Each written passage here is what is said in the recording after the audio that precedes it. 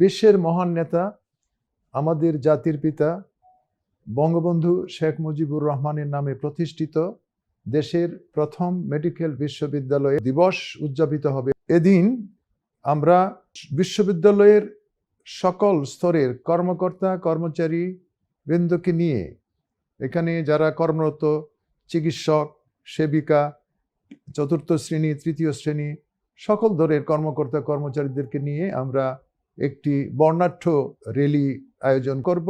Rally শেষে আমরা জাতির পিতার প্রতিকৃতিতে পুষ্পস্তবক অর্পণ করব, তারপর দোয়া হবে এবং সবাই মিলে মোনাজাত করব।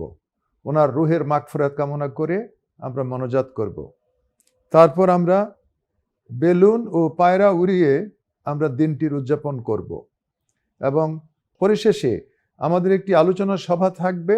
সেখানে মাননীয় স্বাস্থ্যমন্ত্রী মহোদয় প্রধান অতিথি হিসেবে থাকবেন এবং এই বিশ্ববিদ্যালয়ের যারা সিন্ডিকেটে রয়েছেন তাদের মধ্যে সিনিয়র সদস্যবৃন্দরা থাকবেন, বিশ্ববিদ্যালয়ের সকল উপাচার্যবৃন্দ থাকবেন, প্রক্টর, রেজিস্ট্রার, অন্যান্য যারা বিশ্ববিদ্যালয়ের প্রশাসনিক বডি যারা রয়েছে তারা সবাই উপস্থিত থাকবেন।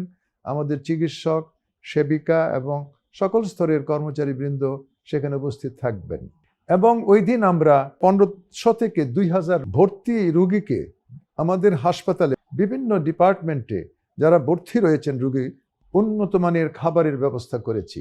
আমাদের যে অনুষ্ঠানগুলি হবে, এই অনুষ্ঠানের সবকটি কর্মকাণ্ড ডক্টর টিভি তাদের ইউটিউব এবং ফেসবুক পেজে এটা সম্প্রচার করবে।